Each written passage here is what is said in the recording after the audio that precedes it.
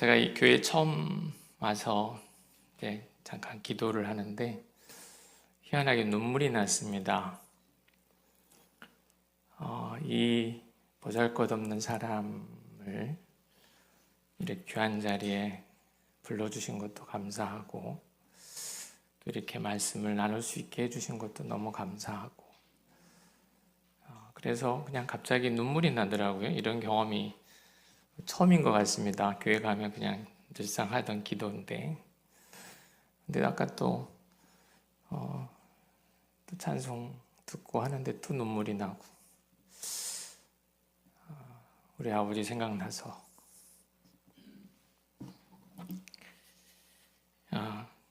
이게 강의 제대로 할 수 있을지 모르겠습니다.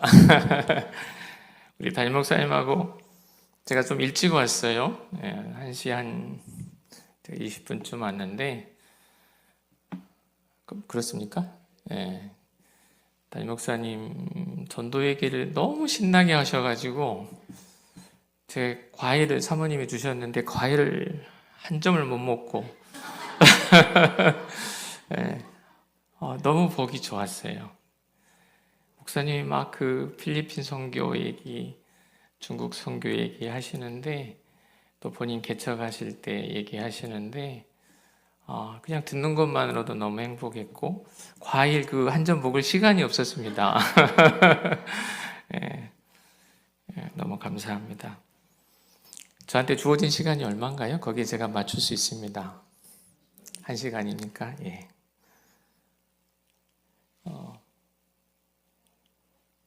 왜 안 넘어가죠? 올려야 되는 거예요?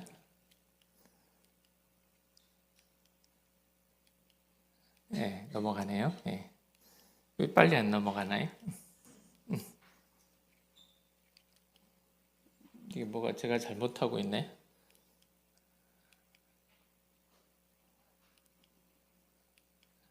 그냥 넘겨주실래요? 제가 이 기계 치여가지고.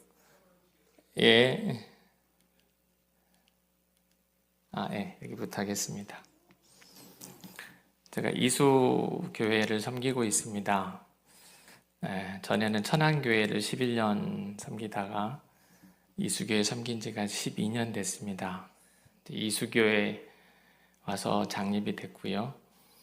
이수교회 와서 이제 행복한 동행이라는 책을 수필집을 쓰기 시작했는데 제가 책을 쓰게 된 계기가 김홍신 선생님께서 특강하신 걸 들었습니다. 죽기 전에 3가지를 해라. 첫 번째, 여기 있는 것처럼 전공서적을 써라. 그리고 수필집을 써라. 자서전을 써라. 전공서적은 제가 군법무관 시절에 하나 쓴 게 있고 이후에도 쓴 게 있는데 자서전을 쓰기에는 좀 이른 것 같고 그래서 수필집을 쓰기 시작해서 지금 올해 이제 행복연구소라고 9번째 책이 나옵니다. 다 우리 이수교에 와서 쓰기 시작한 책들입니다. 왜 제가 수필집을 쓰게 됐냐면 제가 이 책을 보면 이제 한 해 한 해 제 삶을 정리한 책인데요. 그렇게 한 해 한 해 정리하다 보면 그게 저의 자서전이 될 것 같아서 자서전을 써내려 간다는 마음으로 이렇게 쓰고 있습니다. 오늘 강의는 제 첫 번째 책이 이제 변호사 김양홍의 행복한 동행인데 거기에 있는 내용을 가지고 강의를 하는 겁니다. 우리 아버지 얘기를 여기서 꼭 하거든요, 제가. 성공은 생각의 크기에 비례한다. 이 코이의 법칙이라는 게 있습니다. 이 코이라는 물고기가 조그만 수족관에 어항에 있을 때, 수족관에 있을 때, 또 강에 있을 때 이 크기가 다르다고 합니다. 코이라는 물고기만 그런 게 아니고 제가 최근에 한 건데 상어도 그렇대요. 그 상어를 보면 보이시나요? 작은 수족관에 있을 때는 2, 3인치, 그 다음에 큰 수족관에 있을 때는 6 내지 10인치, 바다에 있을 때는 100인치. 그러니까 큰 수족관에 있을 때 뭐 한 25cm 정도 자라는데 바다로 가면 2m 50까지 자란다는 거예요. 이런 물고기도 어느 환경에 놓여 있느냐에 따라서 너무나 다르다는 겁니다. 우리 사람도 똑같습니다. 어떤 환경에 놓여 있느냐에 따라서 정말 큰 사람이 되고 그저 그런 사람이 될 수 있죠. 저희 아버지 고향은 전라남도 장흥입니다. 전라남도 장흥군 유치면 조양리 상촌입니다. 우리 담임 목사님 고향은 신안이라고 들었는데요. 같은 고향에서 좋습니다. 제가 들고 해도 됩니까? 감사합니다.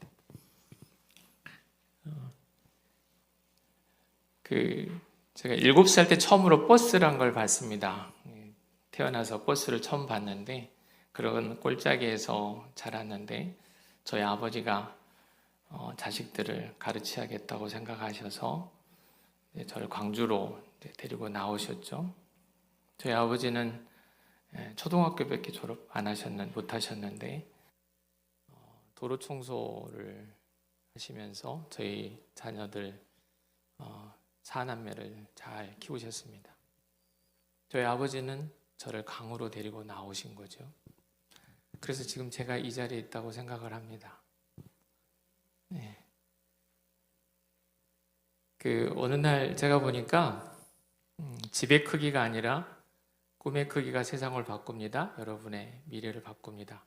명지대학교 신문 광고글을 본 적이 있습니다. 여러분이 어떤 꿈을 꾸느냐에 따라서 정말 세상이 달라지고 사람이 달라집니다. 우리 성경은 어떻게 얘기하고 있냐면 하나님이 말씀하시기를 말세에 내가 내 영을 모든 육체에 부어주리니 너희의 자녀들은 예언할 것이요 너희의 젊은이들은 환상을 보고 너희의 늙은이들은 꿈을 꾸리라. 이제 통상적으로 생각하기에 꿈을 꾸라고 하려면 젊은이들한테 꿈을 꾸라고 할 것 같은데 우리 성경은 너희의 늙은이들은 꿈을 꾸리라 이렇게 되어 있습니다. 어른들은 꿈을 꿔야 됩니다. 제가 오늘 새빛교회 주보를 재직 헌신 예배 순서지를 봤는데 새빛교회 꿈이라는 게 있더라고요. 제가 하고 싶은 강의 내용이 여기 다 들어 있습니다. 그래서 그냥 이것만 읽고 끝나도 될 것 같아요. 우리의 꿈은 교인 한 사람이 인격적으로 예수님을 구세주와 삶의 주인으로 영접하여 하나님의 자녀가 되고 천국 소망을 갖는 것입니다. 우리 다 같이 읽을까요? 갖고 계시죠? 그 다음 이어보겠습니다. 우리의 꿈은 모든 새빛교회 성도들이 예수님의 성품을 닮은 사람이 되는 것입니다. 따뜻한 사람, 겸손한 사람, 섬기는 사람, 하나님과 사람 앞에서 칭찬 듣는 사람이 되는 것입니다. 우리의 꿈은 모든 새빛교회 성도들이 성령의 열매를 맺어 사랑과 헌신으로 하나님의 나라를 지역과 열방에 세워가는 것입니다. 사랑, 희락, 화평, 오래 참음, 자비, 양성, 충성, 원유, 절제, 거룩한 사람, 겸손한 사람, 순종의 사람, 기도의 사람, 헌신의 사람이 되는 것입니다. 우리의 꿈은 예수 그리스도의 복음으로 사람을 고치고 세우고 살리는 것입니다. 우리의 꿈은 예수 그리스도의 복음으로 상처받은 사람들, 침체된 사람들, 좌절감을 느끼는 사람들, 혼란에 빠진 사람들이 사랑, 용납, 도움, 희망, 용서, 지도, 그리고 격려를 받을 수 있는 교회를 만드는 것입니다. 우리의 꿈은 우리의 가족과 동료들, 그리고 이웃과 열방에 예수 그리스도를 전하는 것입니다. 우리의 꿈은 우리 주 예수 그리스도께서 재림하시는 날에 모두 다 공중 혼인잔치에 참여하는 것입니다. 아멘. 모세가 사명을 받은 때 나이가 몇 세인지 아시죠? 80. 여러분들 80세 이하 안 되신 분들이 많을 것 같은데 나이 먹었다고 뒤에 물러서면 안 됩니다. 이 소중한 꿈 여러분들이 꾸셔야 여러분들이 자녀들이 그 꿈을 꾸고 그렇게 하나하나 이루어갈 수 있을 겁니다. 해리 리버만이라는 분이신데요. 이분이 은퇴를 하시고 우리나라로 얘기하면 주민센터 같은 데서 그림을 배웠어요. 원래는 그 주민센터 직원이 할아버지 그림 좀 배워보세요 라고 했을 때 이 나이에 무슨 그림을 배워 라고 했습니다. 그런데 그림을 배웠는데 이분이 너무 그림을 잘 그리시는 거예요. 그래서 미국의 샤갈이라고 하시는 말을 들을 정도로 그림을 잘 그리시는 화가가 되셨는데 이분이 101살 때 22회 전시회를 했답니다. 22번째 103세 때 돌아가셨는데요. 77이 안 되신 분들은 여러분 모두가 저렇게 유명한 화가가 될 수 있는 나이입니다. 시바타 도요 할머니 얘기도 들어보셨을 거예요. 이분도 92세에 시를 배우셨대요. 여기 다 90세 안 되신 분들 같은데, 그렇죠? 90세 안 되신 분들은 이 시바타 도요가 유명한 할머니 시인이 될 수 있습니다.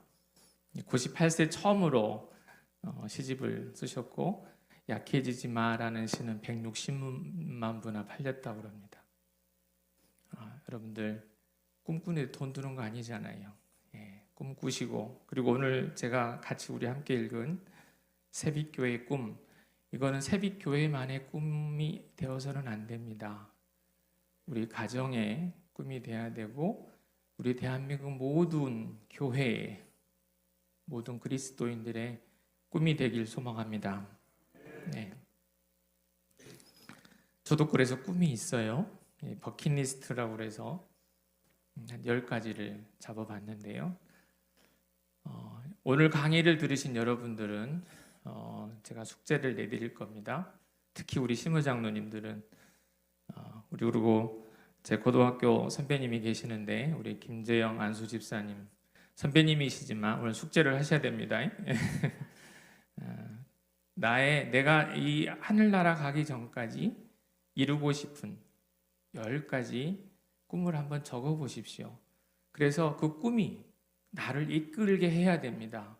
새빛교회 꿈 요거 이대로 해도 사실 꿈을 꿔도 될 것 같긴 한데 각자의 꿈이 있을 수 있지 않습니까? 그래서 각자의 그런 꿈을 한번 적어 보시고 특히 우리 김재영 선배님은 그 꿈을 적으셔서 저한테 카톡으로 숙제 검사를 하겠습니다. 제가 선배님 숙제 검사를 꼭 적으시기 바랍니다. 제 첫 번째 꿈이 마음도 몸도 건강한 할아버지가 되는 게 꿈입니다. 저는 이 꿈을 젊어서부터 그 꿈을 가졌습니다.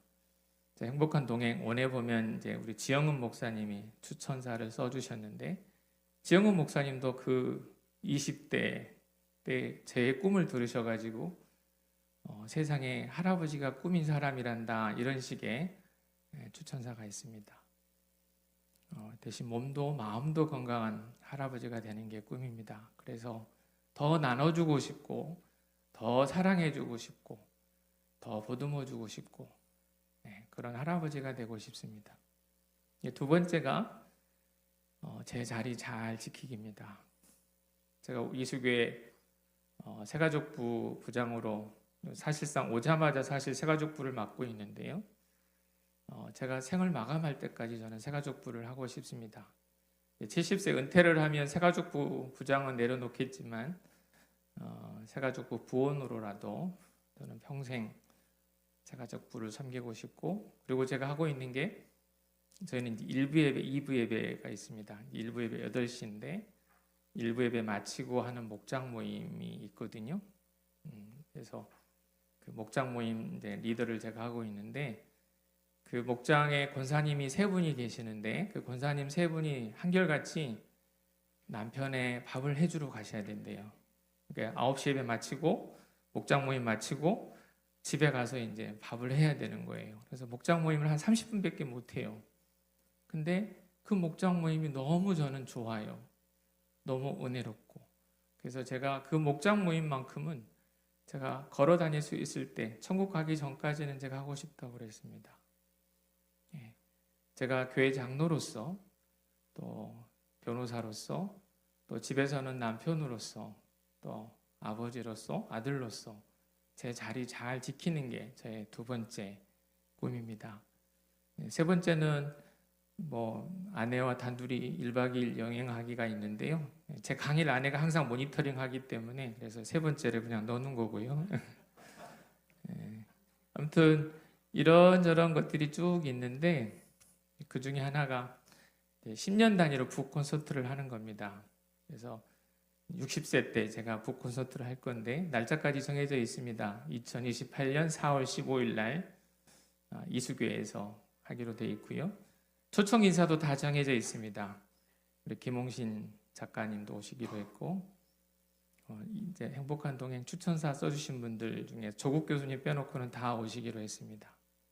제가 80세가 되면 우리 김홍신 작가는 101살이십니다. 그때도 오시기로 했습니다. 아무튼 여러분 각자 꿈을 한번 꼭 적어보세요. 왜 코끼리는 작은 말뚝에 묶여 있을까? 코끼리 이제 서커스장에 가보면 코끼리가 있잖아요. 이 코끼리가 어렸을 때는 이렇게 말뚝에 묶으면 꼼짝 말하죠. 근데 이 코끼리가 어른이 돼서도 말뚝에 묶으면 그대로 가만히 있답니다. 왜? 이 말뚝에 묶이면 어렸을 때 많이 발버둥 쳐봤을 거 아니에요. 묶이는 순간 나 여기 못 벗어나. 그러니까 어른이 돼서 그 어른이 된 코끼리는 저 말뚝 뽑는 건 일도 아닐 텐데 묶이는 순간 가만히 있답니다. 우리 사람도 그렇잖아요. 이건 안 돼. 안 된다는데 하나님이 도와줄 리가 없죠. 안 된다고 생각하는 순간 안 되는 겁니다.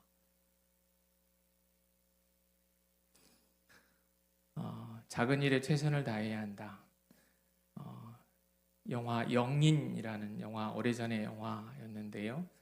현빈이가 정조로 나옵니다. 현빈의 대사입니다. 작은 일에도 무시하지 않고 최선을 다해야 한다.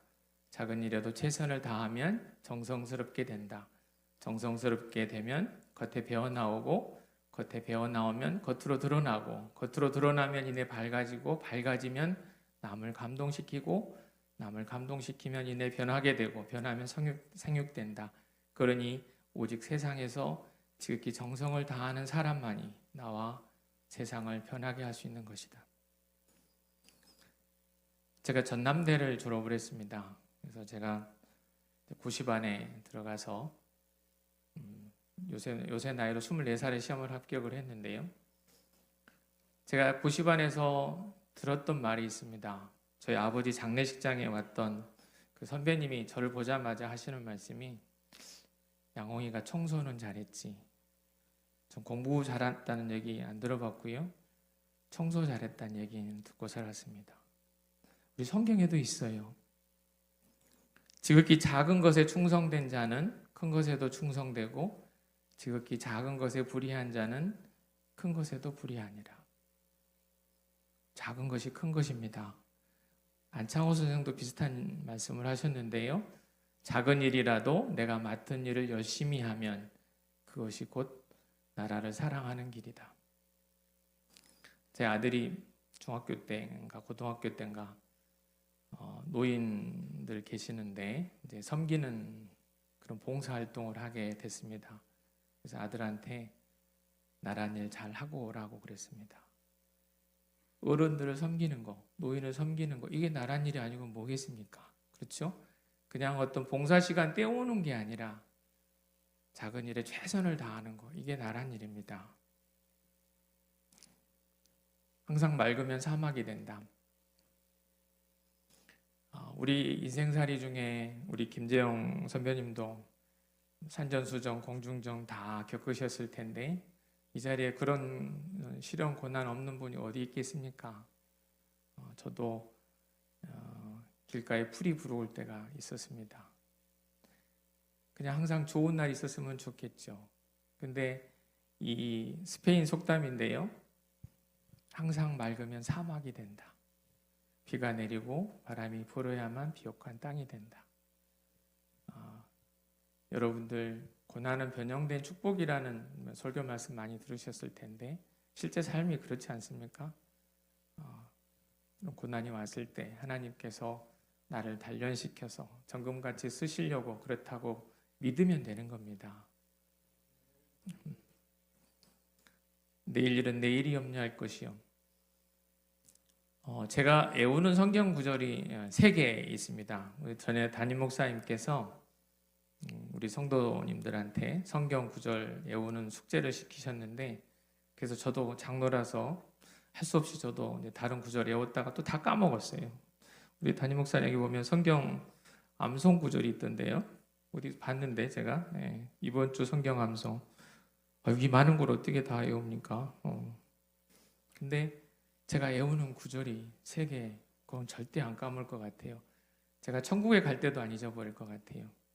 그 한 말씀이 하나가 오늘 말씀드린 골로새서 3장 23절 말씀이고 항상 기뻐하라 쉬지 말고 기도하라 범사에 감사하라 이것이 그리스도 예수 안에서 너희를 향하신 하나님의 뜻이니라. 그리고 이겁니다. 원래는 마태복음 6장 34절 말씀만 외웠는데요. 그 앞절이 더 중요합니다. 나중에 알았습니다. 너희는 먼저 그의 나라와 그의 의를 구하라. 그리하면 이 모든 것을 너희에게 더하시리라. 그러므로 내일 일은 내일이 염려할 것이요 한날의 괴로움은 그날로 족하니라. 저를 지탱해 준 하나님의 말씀입니다. 하나님의 말씀은 능력이기 때문에 힘들 때 한번 그 말씀을 그냥 되뇌어 보십시오. 그러면 정말 힘을 주실 겁니다. 내일 일은 내일 염려하면 됩니다. 말을 소금으로 맛을 냄과 같이 하라. 말은 그대로 이루어지게 하는 능력이 있습니다. 제가 어저께 딸하고 남산에 갔는데요. 가기 전에 딸하고 저하고 이제 되뇌인 주문이 하나 있습니다. 아빠와 나는 먹는 것을 싫어한다. 이제 또 이 딸하고 저하고 너무나 닮은 게 많은데요. 그 중에 하나가 먹는 걸 너무 좋아해요. 그래서 저는 이 세상의 모든 음식을 2가지로 구분을 합니다. 맛있는 거, 더 맛있는 거. 맛없는 게 없어요. 제 입에는.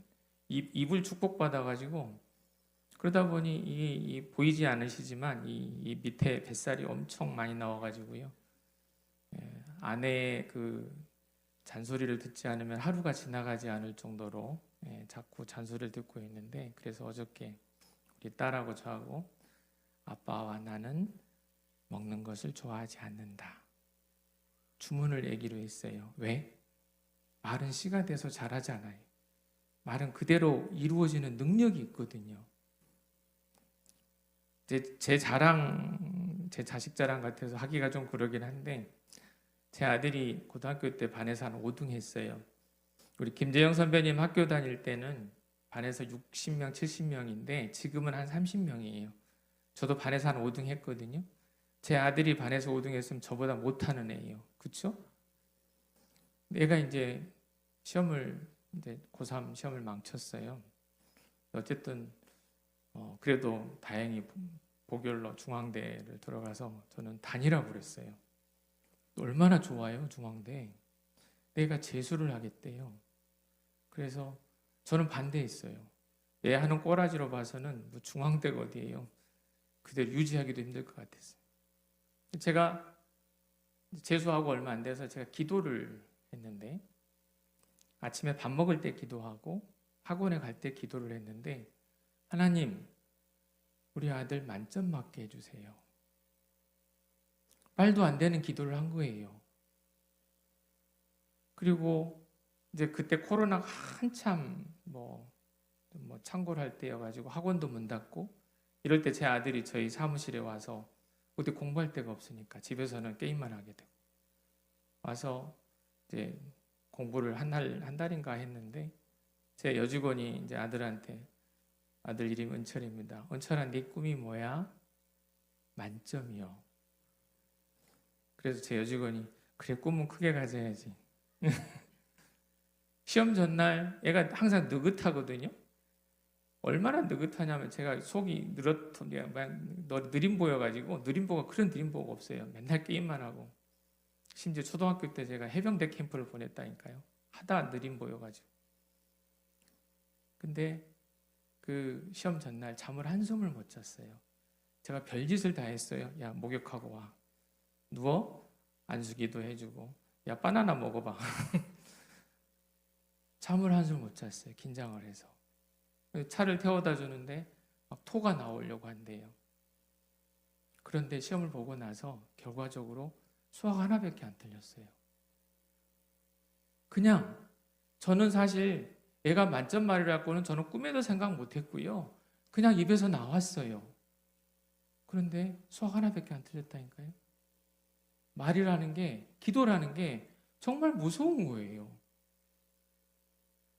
그리고 그러기 때문에 제가 이제 우리 딸한테 늘 하는 말이 있는데, 사랑의 말이 아니면 하지 마라. 감사의 말, 사랑의 말을 해야 되는 이유입니다. 긍정의 말, 축복의 말을 해야 됩니다. 말은 씨가 되고 잘하고 하나님이 듣고 계시니까. 무섭잖아요. 그렇죠? 네. 모든 것을 품위 있게 하고 질서 있게 하라. 성경 말씀입니다. 그리고 듣기는 속히 하고 말하기는 더디하며 성내기도 더디하라. 제가 오다가 우리 담임 목사님 지난 주일 설교를 제가 듣고 왔는데 분노를 낼 때, 분노 내야 될 때는 우리가 분노를 내야 되는데 정말 분노 낼 때는 사탄이 역사하는 경우가 의외로 많은 것 같아요. 그래서 우리가 크리스찬답게 정말 사랑의 말을 할 수 있는 우리가 됐으면 좋겠습니다. 좋은 사람 만나기. 우리 복 중에 최고의 복은 만남의 복인 것 같습니다. 초복 얘기하는데요. 사실 오복 중에 초복은 없습니다. 초복이 없는데 어른들이 왜 초복하는지 우리 남자 성도님들, 우리 장로님들은 다 아실 거예요. 그렇죠? 우리 목사님도 아실 것 같아요. 사모님 만난 게 얼마나 큰 복입니까? 그렇죠? 마찬가지, 여자도 마찬가지죠. 배우자를 누구를 만나느냐에 따라서 인생이 많이 바뀌는데, 좋은 사람 만나려면 내가 좋은 사람이 돼야 됩니다. 그렇죠? 사람은 끼리끼리 만나게 되어 있습니다. 우리 성경에도 답이 있습니다. 무엇이든지 남에게 대접을 받고자 하는 대로 너희도 남을 대접하라. 이것이 율법이니라. 율법이요 선지자니라. 금묵자와 군주자적인데요. 제가 이제 글쓰기를 좋아합니다. 제 놀이라서 아내한테 맨날 혼나가면서 책을 내고 있는데 어느 날 제가 글을 하나 썼어요. 행복하려면 행복한 사람 곁으로 가라. 근데 이거는 제가 생각해서 쓴 글인데 어느 날 페이스북을 보니까 최인철 교수님이 제가 했던 글을 하고 동일한 강의를 하고 계시더라고요. 근데 정말 저는 제가 먼저 그 글을 썼지 이 강의를 듣고 쓴 게 아니었어요. 제 평소 생각이거든요. 행복하려면 행복한 사람 곁으로 가라.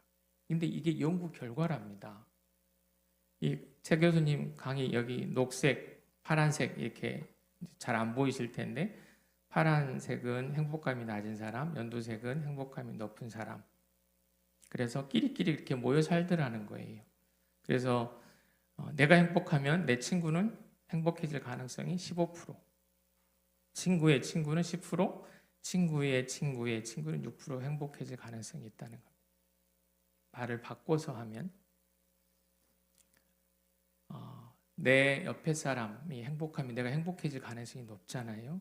그러면 내가 내 옆에 있는 사람을 어떻게든 행복하게 해줘야 됩니다. 왜? 내 행복을 위해서. 내 옆에 사람이 불행하면 이게 전염이 돼요. 그렇죠? 그래서 우리 새빛교회 공동체, 이 건물이 교회가 아니잖아요. 하나님을, 예수님을 믿는 사람들의 모임이 공동체인데 우리는 한 몸이고 한 지체니까 지체들이 행복해야 되고 건강해야 됩니다. 그렇죠? 그래야 내가 행복하잖아요. 예. 미리 써보는 주례상. 제가 2015년도에 주례를 부탁을 받았습니다. 그때 40대였는데 근데 주례를 부탁하신 회사 대표님이 또 유명한 분도 많을 텐데 너무 사실은 감사했는데 제가 사양을 했습니다. 아직 주례석에 설 입장이 못 된다고. 그러고 나서 이제 주례사를 미리 한번 써봤습니다. 행복한 동행 원에 있습니다. 첫 번째가 서로가 서로의 종이 되어야 한다. 사실은 주 안에서 우리 목사님 설교 시간에 주 안에서를 강조하셨는데 주 안에서 서로가 서로의 종이 되어야 한다. 두 번째가 나라를 사랑해라. 세 번째가 범사에 이웃을 사랑해라. 범사에 감사해라. 요새 이제 추가를 하나 한다면 서로가 서로를 존경해라. 사랑하는 것 갖고는 부족합니다. 제가 어느 날 이제 우리 아내랑 저랑 핸드폰을 깠어요. 각자를 어떻게 저장하고 있는지. 저는 나주옥이라고, 제 아내 이름이 나주옥이거든요. 이름 그냥 석자만 적었어요. 아내가 화를 내더라고요. 어떻게 이름만 적고 있냐고. 자기는 어떻게 돼 있는지 봤더니 서방님 이렇게 돼 있어요. 우리 목사님, 사모님 어떻게 저장하고 계신가요? 간지, 마눌. 어려운 용어를 쓰시네. 우리 장로님은 어떻게 돼 있어요? 우리 권사님. 네? 그 무슨 뜻인가요? 사랑스럽다는 뜻인가요? 이게 어려운 용어를 막 써요, 이게. 아까 보니까 우리 목사님은 이게 영어로 막 설교가 가능하시다고. 그래서, 정말 부럽습니다. 예, 정말 영어의 영자도 몰라가지고. 저희 때 시험 과목이 저희는 독일어, 중국어도 선택이 가능했거든요. 대학 1학년 이후로 영어를 해본 적이 없습니다. 우리 목사님 영어를 하신다고 그래서. 그래서 영어 잘하는 사람 제가 존경합니다. 제 아내를 존경합니다. 그래서 아내랑 둘이 이제 그럼 각자 원하는 이름을 적자. 그래서 이제 아내한테는 존경하는 서방님. 내가 당신한테 존경받지 못하고 있는 건 안다. 하지만 전화할 때만이라도 존경하는 서방님이라는 그 글자를 보면서 전화를 해주라. 네. 저는 이제 아내가 원하는데요. 사랑하는 아내 이렇게 저장되어 있습니다. 우리가 부부가 서로가 서로를 존경해야 됩니다. 저는 실제 진짜 제 아내를 존경합니다. 제가 책에 어디에 존경한다라는 우리 책 서문에 그렇게 쓴 것 같아요. 근데 제 팬이 한 분이 계시는데 은퇴하신 선생님이신데 그분이 오셔가지고 저희 사무실에 책을 사가지고 사인을 받으셔가면서 자기도 자기 아내를 존경한대요. 그러면서 나랑 같은 사람이 있다라고 하면서 너무 좋아하시더라고요. 네. 정말 아내 여러분 특히 우리 남자들이 되게 속이 좁아요. 존경하기가 좀 쉽지가 않는데 그래도 존경해 주십시오. 존경해 주면 진짜 존경한 줄 알고 잘해요.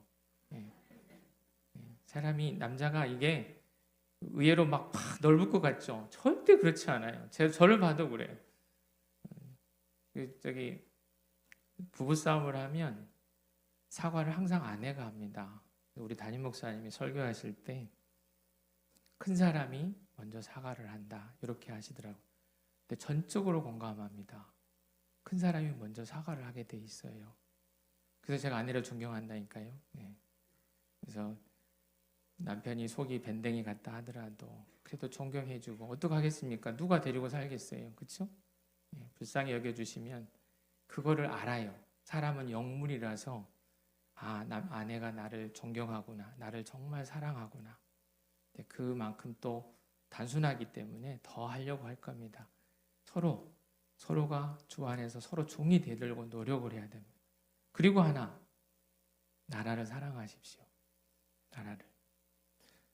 자기는 망나니처럼 살면서 내 자식들은 동량이 되길, 기둥이 되길 바라는 건 놀부심보입니다. 내가 먼저 나라 사랑하고, 내가 먼저 하나님 먼저 사랑하고, 내가 먼저 해야 됩니다. 부모가 먼저 해야 됩니다. 인생은 시세게임이다. 인생은 시소게임과 같아서 내가 올라가려면 상대방이 무거워야 한다. 그렇게 나보다 상대방을 무겁게 하려면 상대방을 더 배려하고 더 존중해야 된다. 옛날 제가 홍석우 전 장관님의 강의를 들은 적이 있습니다. 이분이 이제 사무관, 행정고시 합격해서 사무관 초임 때 인접국장님한테 이제 협조 사인을 받으러 갔었습니다. 근데 그 국장님이 이제 공항에 이제 외국에서 손님이 오시는데 그 손님을 마중해야 되는 상황이었습니다. 그래서 그 국장님실에 있는 사무관들한테 라이딩을 좀 해달라라고 했는데 다 일이 있어서 못 간 거예요. 근데 이 홍석우 장관님이 옆에 있는 국장님이잖아요. 국장님 제가 해드리겠습니다 했습니다. 주일날 또 이게 자기 일정도 있을 텐데 쉽지가 않을 거 아니에요. 근데 이분이 그렇게 라이딩을 잘 해드리고 얼마 있다 정권이 바뀌면서 그 국장님이 홍석우 장관님 직속 상관으로 온 거예요. 그분이 하신 말씀이에요. 어느 구름에 비가 내릴지 모른다. 홍석우 장관님은 내가 이분 부탁 들어서 라이딩을 잘 해주면 나중에 내 국장으로 오셔가지고 평정 잘 써주겠지 하고 한 게 아닙니다. 그냥 자기 자리에서 섬김을 다한 거죠. 고스톱을 잘하자. 혹시 우리 장로님 고스톱 하실 줄 아십니까? 옛날에 저는 소실적에 정말 많이 했습니다. 예. 군법무관 시절 하루도 고스톱을 안 하면 하루가 지나질 않았어요. 고스톱 밥 내기 하고 아무튼 돈 따먹기 하고. 진짜 고스톱을 잘하라는 얘기는 아닙니다. 사실 재밌긴 합니다. 저게. 예. 스톱을 잘해야 됩니다. 스톱을. 사기당한 사람들은 꼭 사기를 또 당해요. 그 욕심 때문에. 과감하게 스톱을 하셔야 됩니다. 그거는 누구나 할 수 있어요. 그런데 인생살이 이거는 멈춰야 되겠다고 판단되면 뒤도 돌아보지 마십시오. 스톱을 잘해야 됩니다. 스톱을. 스프링복 현상. 오늘이 내 인생 마지막 날이라면 지금 내가 지금 하려고 하는 일을 할 것인가? 다른 사람의 삶을 사느라 시간을 낭비하지 마십시오. 스티브 잡스가 한 얘기인데요. 사슴, 우리나라 이제 우리 이쪽에 있는 사슴들은 먹이를 발견하면 소리를 내서 부른답니다. 그래서 농명이라는 한자 단어가 있습니다. 사슴녹, 울명. 그래서 자기가 소리를 내서 야 여기 맛있는 거 있어 이렇게 부르는 거예요. 근데 스프링복이라는 애들은 욕심이 너무 많은 아프리카 영향인데 어느 날 보니까 이 스프링복이 몰살해 있는 거예요. 낭떠러지 다 떨어져 죽어 있었어요. 자기 동료가 뭐 먹고 있으면 거기 있는 풀 뜯어 먹으면 되는데 더 좋은 것 같아서 앞으로 가고 또 옆에 뛰어가니까 뭔 일 있나 하고 같이 뛰어가고 남이 뛰어가니까 자기도 뛰어가고 그러다 막 뛰어가다가 그냥 다 같이 낭떠러지 떨어져 죽어버린 거예요. 그걸 스프링복 현상이라고 합니다. 우리 인생, 우리 인간들도 그러지 않아요? 나의 의지대로 가는 게 아니라 그냥 남들 하는 대로 그렇게 살아가는 거 아닌가? 삶은 계란이다. 우리 장로님, 반숙이 되려면 몇 분을 삶아야 됩니까? 계란을. 2분이요? 3분이요? 웃으시죠? 네, 틀렸어요. 주방에 일을 안 하시나 보네. 너무 권사님이 너무 배려하신 것 같아. 그러면 안 되는데. 요즘 세상에 그런 게 어디 있어요? 계란도 안 삶은 남자가 어디 있습니까? 이거. 8분은 삶아야 돼. 8분은. 8분은 팔팔 끓는 물에 8분을 삶아야 반숙이 됩니다. 예? 예? 안 삶아 보셨어요? 아, 저도 저런 세상에 살고 싶습니다. 인생은 기다린 게 필요합니다. 그렇죠? 감자가 심어졌는데 잘 자라고 있는지 들어보면 그 감자는 죽습니다. 우리는 기다려야 됩니다. 그렇죠? 사랑의 첫 번째 시작이 뭔지 압니까? 사랑은 오래 참고 끝에도 목사님 맨 마지막도 사랑은 모든 것을 견디는 이렇게 돼 있죠. 사랑의 시작과 끝은 기다려주고 참는 겁니다. 사자는 배고프다고 풀을 먹지 않는다. 오늘날 구치소를 갔는데 피고인이 자기 감방에 있는 동료를 소개할 테니까 자기한테 돈을 달래요. 그때 제가 했던 말입니다. 제가 이렇게 유명한 말을 했습니다. 제안은 고맙습니다. 하지만 사자는 배고프다고 풀을 먹지 않습니다. 그랬더니 그 피고인이 다른 변호사님들은 다 하시는데 왜 변호사님 안 하세요? 그러더라고요. 우린 크리스찬입니다. 하나님을 믿는다는 사람입니다. 우리를 보면서 사람들은 저 사람은 하나님 믿는 사람이라는 걸 알게 해야 되지 않습니까? 그렇죠? 그러려면 여기 그 베테랑 1에 나오는 대사인데요. 베테랑 2도 나왔습니다. 원보다는 덜 재밌더라고요. 서도철 형사가 했던 말입니다. 우리가 돈이 없지 가오가 없냐. 수갑 차고 다니면서 가오 떨어질 짓 하지 말자. 우리가 돈이 없지. 돈이 없으면 어떻습니까? 우리 하나님의 자녀인데 가오 떨어질 짓 하면 안 됩니다. 절대 말 함부로 하시면 안 되고 함부로 행동하시면 안 됩니다. 넘어가겠습니다. 처음부터 불행은 없었다. 닉 부이치치 이분 많이 얘기 들어보실 텐데요. 팔다리가 없이 태어난 이제 호주 남자입니다. 82년생인데 이분의 책을 이제 책 하나 넘기면 나오는 문장입니다. 난 정말 축복받은 사람이다. 지금 나는 그 누구도 상상하지 못했던 인생을 즐기고 있다. 나는 내 삶을 사랑한다. 팔다리가 없는데 책 앞에다가 아예 그냥 이렇게 선언을 하고 글을 시작하고 있습니다. 이분 강의를 들어보면 본인 스스로가 여기 닭다리라고 표현합니다. 여기 조그맣게 다리가 하나 있긴 한데 팔다리가 없는데 본인 스스로 축복받은 사람이라고 하고 있습니다. 음성 꽃동네를 가보셨을 텐데 그 꽃동네에 배영희 씨라고 있습니다. 배영희 씨 이분은 19살 때 뇌막염을 알아서 앞을 보지 못하고 대소변도 못 가리고 자기 혼자 밥을 먹지도 못합니다. 이분이 쓴 시입니다. 아무것도 가진 것 없고 아무것도 아는 것 없고 건강조차 없는 작은 몸이지만 나는 행복합니다. 세상에서 지을 수 있는 죄악 피해갈 수 있도록 이 몸 묶어주시고 애롭지 않도록 당신 느낌 주시니 말할 수 있고 들을 수 있고 생각할 수 있는 3가지 남은 것은 천상을 위해서만 쓰여질 것입니다. 그래도 소담스레 웃을 수 있는 여유는 그런 사랑에 쓰여진 때문입니다. 나는 행복합니다. 나는 행복합니다. 가족한테 버림받은 사람이 대소변도 못 가리는 사람이 나는 행복하대요. 왜? 제가 외우고 있는 구절이죠. 범사에 감사하라. 크리스찬 아닌 사람하고 구분은 저는 감사로 할 수 있다고 생각합니다. 우리 크리스찬 하나님을 백으로 들고 있는 우리는 제가 얼마 전에 서울신학대학교 이제 대학원생을 상대로 학교에서 요청이 와서 똑같은 행복한 동행, 약간 거긴 좀 다르긴 합니다. 이제 대학원생이니까 강의를 평신도의 삶에 대해서 얘기해달라고 그래서 강의를 했고, 그래서 그걸 기념을 하기 위해서 서울신대 앞에서 사진을 찍었거든요. 그래서 올해 나올 행복연구소 책 표지를 그 사진으로 했습니다. 이따가 우리 목사님한테 부탁을 드렸었는데 우리 성도님들하고 기념사진을 하나 찍었으면 좋겠어요. 내년에 나오는 책 이름이 이제 행복훈련소인데요.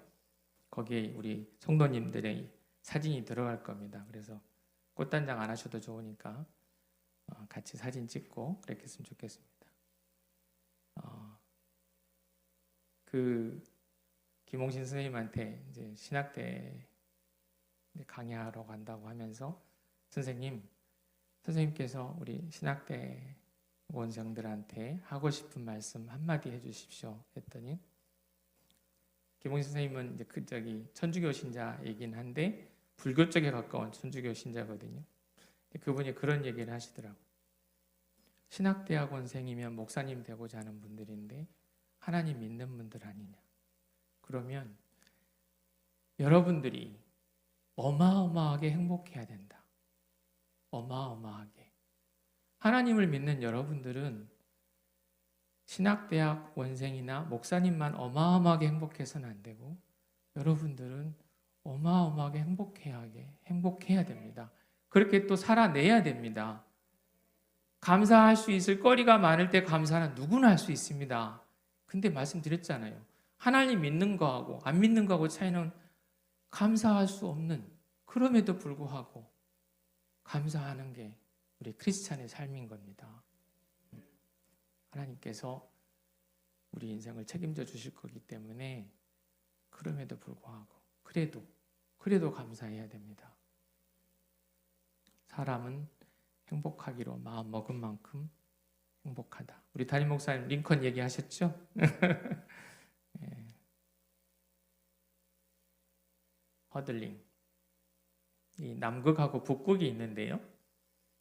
남극이 훨씬 이제 춥다고 그럽니다. 이제 북극은 얼음이, 그러니까 물이 온 거고 남극은 땅이 온 거라서 남극이 많이 이제 추울 때 최고 영하 89도까지 내려간다고 그러는데, 남극의 펭귄들이 이제 추우면 이렇게 하는 게 지금 사진에 보시는 것처럼 추우면 옹기종기 모여가지고 같이 있다가 안에 있는 애들이 좀 때가 되면 밖으로 나오고 밖에 있는 애들이 안으로 들어가고, 이걸 허들링이라고 그런데, 이런 미물조차도 이런 동물조차도 그렇게 함께 살아가는데 우리도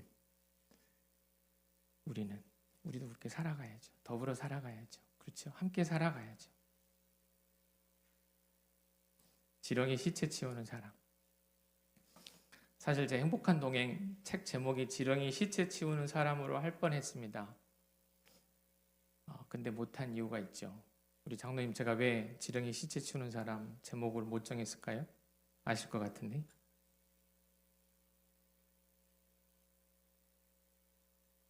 우리 담임 목사님. 제가 그걸 정했다고 했더니 아내가 시체라는 단어가 들어갔다고 기분 나쁘다고 하지 말래요. 그래서 아내가 하지 말라고 그래서 못했습니다. 합당한 이유 아닌가요? 그렇죠? 내가 이제 전에 반포에 살았었는데 동작역에 이제 1번 출구로 나오면 여행길이라고 있습니다. 여자가 행복한 길. 출근을 그쪽으로 하는데 아침에 어느 아주머니께서 50대 후반 같아요. 지렁이 시체를 치우고 있는 겁니다. 전날 이제 비가 와가지고, 지렁이들이, 저는 비가 오면 좋아서 나온 줄 알았는데요. 지렁이는 비가 오면 숨이 막혀서 살 수가 없대요. 그래서 자기는 살라고 나오는 거예요. 근데 저녁에 안 보이니까 밟혀 죽은 거죠. 근데 아주머니가 나무젓가락으로 그 시체를 치우고 있어요. 여자들은, 저 낚시 좋아하는 저도 지렁이가 징그러운데 그 여자분은 얼마나 징그러웠겠어요. 근데 그 징그러운 지렁이 시체를 치우고 있는 거예요. 왜? 내 남편 여기 지나가니까 치웠겠어요? 여기입니다. 동작. 1번 출구 여행길. 나하나 꽃 피어. 우리 교회에서 다비다 자매 모임을 하고 있습니다. 매년 이제 한 달에 한 번 정기 모임을 하는데요. 성경에 다비다가 등장하죠. 싱글 마음을 섬기는 단체인데, 그때 우리 장로님, 이제 CTS 장로 합창단이 오셔서 특송을 하셨는데, 이 나하나 꽃 피어, 조동아 시인의 나하나 꽃 피어, 이것을 곡으로 해놓은 것을 찬송을 하시더라고요. 근데 제가 이 시를 너무 좋아해서 나 하나 꽃 피어 나 하나 꽃 피어 풀밭이 달라지겠느냐고 말하지 말아라. 내가 꽃 피고 나도 꽃 피면 결국 풀밭이 온통 꽃밭이 되는 것 아니겠느냐. 나 하나 물들어 산이 달라지겠느냐고도 말하지 말아라. 내가 물들고 너도 물들면 결국 온 산이 활활 타오르는 것 아니겠느냐.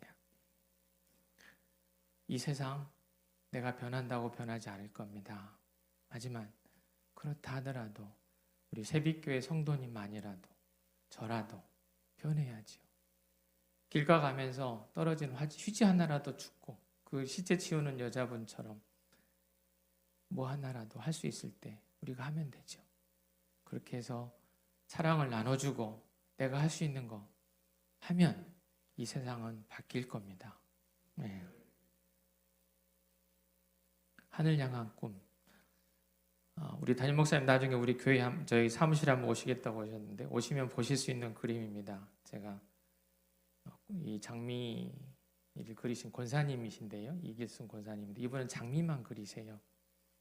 이 권사님 전시회 갔다가 이 꽃에 대해서 사연을 듣고 나서 제가 너무 좋아하니까 권사님이 이 그림을 주신 건데 어느 아주 뜨거운 한낮에 이 넝쿨 장미가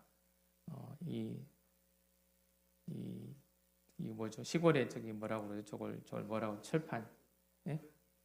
예. 철판 주석으로 되어 있는 양철 지붕이거든요. 양철 지붕인데 이 양철 지붕에 이 넝쿨 장미가 저렇게 꽃을 피우고 있는 거예요. 그래서 그림자도 있잖아요. 이 넝쿨 장미는 내가 여기서 꽃을 피우면 김양홍의 화가 이길순 화가가 나를 그릴 것이고 그 화가가 그린 그림을 김양홍이라는 사람이 나에 대해서 얘기할 것이다 라고 해서 핀 꽃이 아닙니다. 제가 CTS 이제 그때 출연한 적이 있는데 그때도 제가 이 꽃에 대해서 얘기했습니다. 강의를 했었는데 이 장미꽃은 이 넝쿨 장미는 그냥 그 자리 심겨진 대로 자기 꽃을 피웠을 뿐입니다. 여기 자리에 계신 여러분들 달란트가 다 다르죠. 재직 헌신 예배니까 교육부도 있을 거고 새가족부도 있을 거고 안내하시는 분도 있을 거고 식당 봉사도 있을 거고 아무튼 각자 자기 자리에서 자기 꽃을 피우면 되는 겁니다. 하나님이 보시기에 장미꽃만 아름다운 꽃이고 호박꽃은 꽃은 아닌가요? 아니잖아요. 오히려 호박꽃은 열매가 있죠. 내 기준으로 판단하지 마십시오. 소록도 천사 두 할매 얘기하겠습니다. 소록도의 그 마리아느 수녀님과 마가렛 수녀님 얘기인데요. 59년에 마리아느 수녀님이 이제 오셨고 62년에 마가렛 수녀님이 오셨습니다. 오스트리아 분이신데 자기 가족도 아닌데 자기 나라 사람도 아닌데 소록도 병원에 오셔가지고 한센병 환자들 평생을 섬기다가 이제 2005년도에 나이 들어가지고 짐이 될까봐 편지 한 장 남기고 떠나셨대요. 올 때 가방 하나 달랑 들고 오셨는데 가실 때도 가방 하나 달랑 들고 가셨대요. 약을 바를 때 그냥 맨손으로 발랐대요. 제가 행복한 동행 강의를 어느 기업에서 할 때인데 이 소록도 병원 간호사실 문에 적힌 글이랍니다. 요거 읽으면서 막 아까처럼 눈물이 나가지고 강의를 중단한 적이 있어요. 너를 위하여 나는 무엇이 될까? 내 등불이 되어 내 별이 되어 달이 되어 내 마스코트처럼 내가 마주보는 거울처럼 나는 내가 되고 싶다. 우린 서로 지켜보는 사람이 되고 싶다. 나는 내가 되고 싶다라는 글을 읽는데 막 눈물이 나는 거예요. 내 형제 자매도 아닌데 나는 너처럼 한센병이 걸린 사람이 되고 싶다고 할 정도로 예수님의 사랑을 전하다 가셨습니다. 마가렛 수녀님 2023년도에 소천을 했고요. 어느 대기업 회장께서 이 두 수녀님들을 섬겼다고 그래서 언론에 보도된 적도 있는데 아무튼 귀한 사역을 하고 인도에 타지마할 얘기 좀 하겠습니다. 사실은 타지마할이 아니라 이 옆에 있는 다시라트 만지 할아버지 얘기인데요. 인도 무굴 제국 제5대 황제 샤자한의 부인 მომ타즈 마할의 무덤이 이제 타지마할입니다. 이거 만드는데 17년이 걸렸다고 그럽니다. 2만 명의 노동자가 동원돼서 저도 여기 가봤는데 인도 선교 갔을 때 저기 한번 들렸었거든요. 그 부속 건물까지 만드는데 총 22년이 걸렸습니다. 근데 저는 인도에 계시는 이 다시라트 만지 할아버지 얘기를 인도 갈 때 영화로 봤습니다. 영화로 봤는데 옆에 있는 이 할아버지 지금 보이시는데 인도 어느 마을인데요. 배움이 없는 아주 가난뱅이 할아버지십니다. 읍내를 가려면 이 바위산을 돌아서 한 88km를 가야 되는데 1960년에 이제 아내가 이제 머리를 다쳐가지고 결국은 치료를 제대로 못하고 사망을 했어요. 영화에서는 이제 그 병원까지 도달한 것처럼 나오긴 하는데 어쨌든 아내가 사망을 했습니다. 그래서 이제 7살 아들, 3살 딸 남기고 사망을 했는데 이 할아버지가 정과 망치로 22년 동안 이 바위산을 뚫어버립니다. 그래가지고 총 길이 915m 바위산을 뚫었고요. 평균 넓이 2.3m. 정부에서 이제 이게 언론이 막 보도되고 영화로도 나오고 그랬잖아요. 정부에서 상도 주고 상금도 주겠다고 하니까 이 사람은 거절했어요. 나는 내가 해야 할 일을 한 것이다. 마지막 슬라이드인데요. 목사님 1시간 지킨 것 같습니다. 제가 정말 좋아하는 시입니다. 보이시죠? 다 같이 읽을 수 있죠? 네. 한번 읽어보겠습니다. 무엇이 성공인가? 시작. 자주